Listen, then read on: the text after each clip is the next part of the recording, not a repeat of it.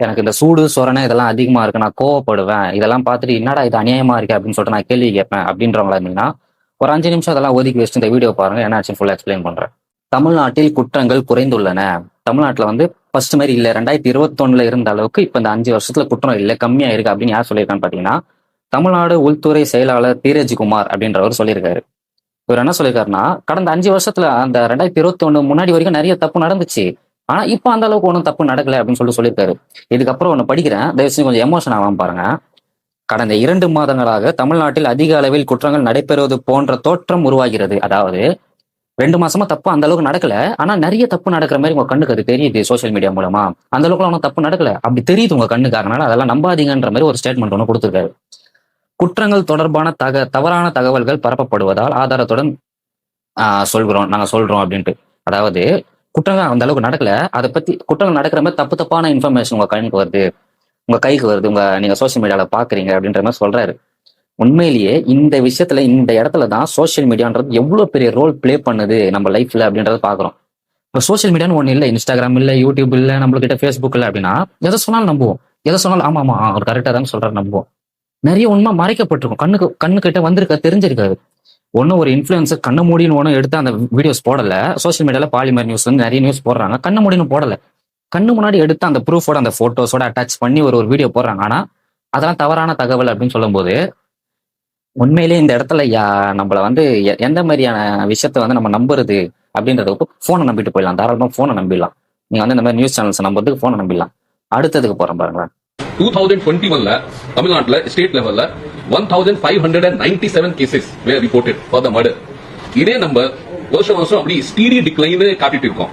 2024 1490 cases, 2025 1461 cases.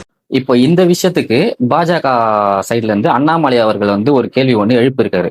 அதாவது என்ன கேள்வி கேட்டிருக்காருன்னா, மர்டர் கேசஸ் 2021 வரைக்கும் என்ஆர்சிபியின் படி அபிஷியலா பதிவான கேசஸ் வந்து 1686 இத்தனை கேஸ் வந்து பதிவாயிருக்கு. ஆனா நீங்க என்ன சொல்றீங்கன்னா 1597 மாத்தி சொல்றீங்க, கிட்டத்தட்ட 80ல இருந்து 90க்குள்ள மாத்தி சொல்றீங்க இவ்வளவு கேஸ். இதுவே எங்களுக்கு சந்தேகமா இருக்கு, நீங்க பொய் சொல்ற மாதிரி இருக்கு, இதுல வந்து நாங்க நம்ப மாட்டோம் அப்படின்னு சொல்லிட்டு யாருன்னா பாஜக தலைமையில இருந்து அண்ணாமலை அவர்கள் கேள்வி கேட்டிருக்காங்க. இதுக்கு அடுத்து அப்படியே போனோம்னா, தமிழ்நாடு தான் இந்தியாவிலேயே பாதுகாப்பான மாநிலம் அப்படின்னு யார் சொல்லியிருக்கான்னு பாத்தீங்கன்னா அமைச்சர் ரகுபதி பதில் அளிச்சிருக்காரு. அதாவது இந்தியாவிலேயே தமிழ்நாடு தான் பாதுகாப்பான மாநிலம் பெண்களுக்கு அப்படின்னு சொல்லிட்டு பதில் அளிச்சிருக்காரு. இதை நம்ம சொன்ன உடனே நம்ம கண்ணு முன்னாடி பாக்குறத வச்சு ஐயோ அவர் வந்து பொய் சொல்றாரு அப்படின்னு சொல்லிட்டு சொல்ற முடியாதுல்ல. அதனால ஒரு கிராஸ் செக் பண்ணல, உண்மையிலே அவர் சொல்றது உண்மையா கூட இருக்கலாம்னு சொல்லிட்டு கிராஸ் செக் பண்றதுக்காக நானும் Google Gemini, chat GPT, India Times, அப்புறம் வந்து ஒரு சில டேட்டாஸ் ஃபுல்லா கூகுள்ல இருந்து சர்ச் பண்ணி பார்த்தேன். அதுல ஒன்னுத்துல கூட தமிழ்நாடு முதல் இடத்துல இல்ல, ஒன்னுத்துல கூட இல்ல, 5க்குள்ள கூட வர முடியல. ஒரு டேட்டால பார்த்தா 7 இருக்குது, ஒரு டேட்டால பார்த்தா 10 இருக்குது. ஒன்னுத்துல கூட தமிழ்நாடு முதல் இடத்துல வரல. இதுல பெண்கள் சேஃப்டியில வந்து தமிழ்நாடு முதல் இடத்துல வரல. சோசியல் மீடியான்றது அதுதான் சொல்றோம், சோசியல் மீடியான்றதுக்கு நம்ம லைஃப்ல வரலன்னா எல்லா விஷயத்தையும் நம்புவோம், கண்ணு மூடி நம்புவோம், கண்ணு முன்னாடி பாக்குறோம், பார்த்தா அதை பொய்ன்னு சொல்றப்ப எல்லாத்தையும் நம்புவோம். அங்க வந்து டெய்லி ஒரு குற்றத்தை பாக்குறோம், ஒரு குழந்தை மேல கை வச்சிட்டான், போக்சோ கேஸ் அதிகமாச்சுன்னு பாக்குறோம். சரி ஒரு கிராஸ் செக் பண்ணணும்ல, நம்மள ஒரு கிராஸ் செக் பண்ணணும்ல, உண்மையிலேயே அவங்க சொல்றாங்களான்னு சொல்லிட்டு வேற ஒரு விஷயம், தமிழ்நாடு பெண்கள் சேஃப்டி இதுவாகுதுன்னு சொல்லிட்டாங்க, குற்றங்கள் குறைஞ்சிருக்குன்னு சொல்லிட்டாங்க.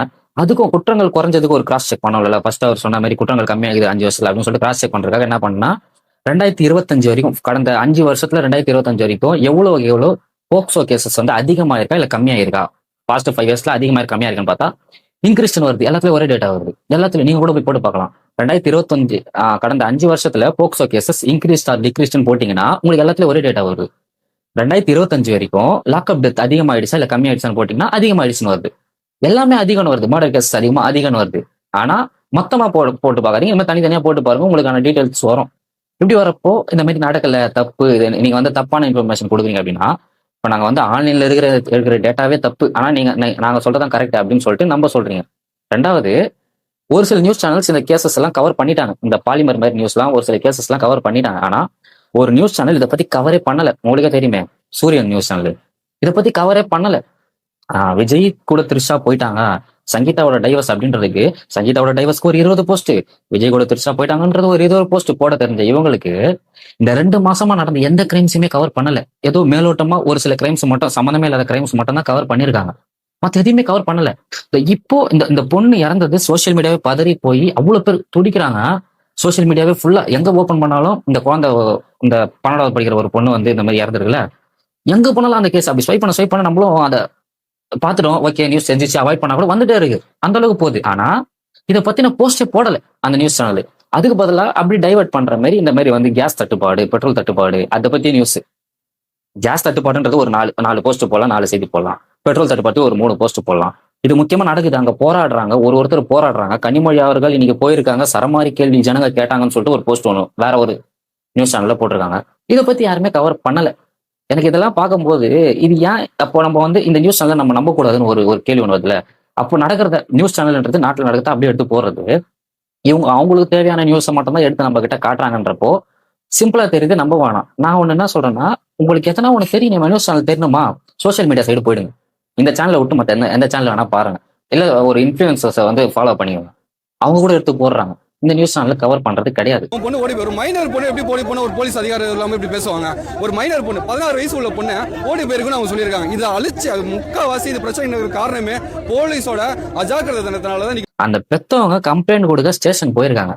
ஒரு ஸ்டேஷன் போனா ஒரு போலீஸ் என்ன சொல்லுவாங்க, வாங்க காணாம போயிடுச்சு அப்படின்னு ரொம்ப அலக்கழிச்சு கடைசியில் என்ன கேட்டிருக்காங்க தெரியுமா அவங்க? உண்மையில அது கேட்டும் இதுக்கு வந்து சப்போர்ட் பண்றீங்க, இல்ல இது கரெக்ட் தான், இது வந்து கரெக்டான மூவ் தான் பண்ணிருக்காங்கன்னு சப்போர்ட் பண்றேன்னா, உங்களை மாதிரி ஒரு சைக்காட்டிக்கான ஒரு மனநிலைமை கம்மியா இருக்கிற ஒரு ஆளே கிடையாது. உங்க பொண்ணு ஓடி போயிருக்கோம், எவன் கூட ஓடி போயிருக்கோம், இல்ல எவனால லவ் பண்ணுதா அப்படின்னு சொல்லி கேட்டிருக்காங்க. பாத்ரூம்காக ஒதுங்கின ஒரு பொண்ணு காணாம போயிடுச்சு, இதை போய் கம்ப்ளைண்ட் கொடுக்க போனா ஓடி போயிருக்கோம், இல்ல எவனை லவ் பண்ணுதுன்னு சொல்லிட்டு கேள்வி கேட்டதா அங்க பதிவு பண்ணிருக்காங்க. அவங்க பெத்தவங்களே பதிவு பண்ணிருக்காங்க. உண்மையிலே இப்படி ஒரு கொடுமை யாரை நம்பி? இப்போ காவல்துறை உங்க நண்பன் அப்படின்னு சொல்லிட்டு நம்ம படத்துல வரைக்கும் பார்த்துட்டோம். ஆனா காவல்துறை ரீசெண்டா பாத்தீங்கன்னா, காவல்துறை உங்கள் யமன் அப்படின்ற மாதிரி தானே டைலாக் வருது. நண்பன்ற தாண்டி யமன் அப்படின்ற மாதிரி டைலாக் வருதுல. உண்மையிலேயே சொல்றேன், இது வந்து இது எப்படி எடுத்துக்கிறதுன்னு தெரியல.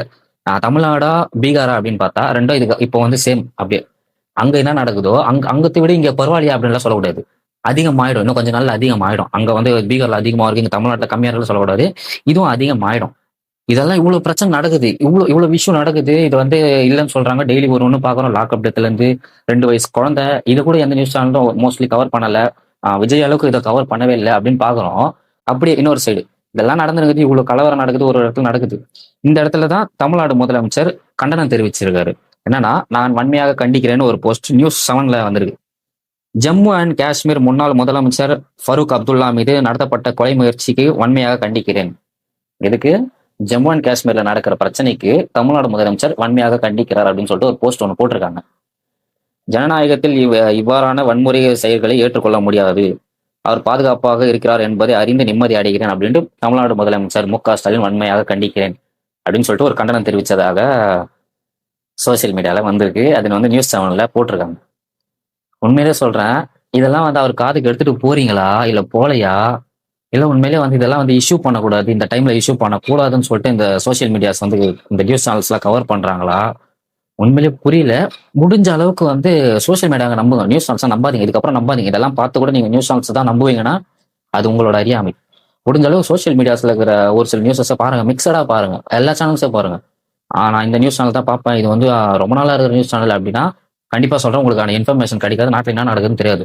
நாளைக்கு உங்க பக்கத்து வீட்டுல ஒருத்தன் கொலை பண்ணியிருப்பான், நியூஸ் சேனல்ல வராது. உங்களுக்கு தெரியும் நியூஸ் சேனல்ல வராது, நீங்க போறானாலும் தெரியாது. உங்க வீட்டுல ஒரு தப்பு நடக்கும், அதை வெளியே எடுத்துட்டு போக முடியாது. அது யாருமே நம்ப மாட்டாங்க, நியூஸ் சேனல் கவர் பண்ணாது. சோசியல் மீடியால இருக்கிற இன்ஃபுளுசர் தான் கவர் பண்ணுவோம். முடிஞ்ச அளவுக்கு இதை பார்த்துக்கோங்க. என்னால இதை பார்த்தோன்னே எனக்கு ஒரு ஆத்திரம் வந்துச்சு. இதை பார்த்தோன்னே இதை ஒரு போஸ்ட் அதை பத்தி பேசணும் அப்படின்னு தோணுதுனால இதை நான் ரெக்கார்ட் பண்றேன். பாருங்க, நீங்க பார்த்துட்டு நீங்களே முடிவெடுங்க.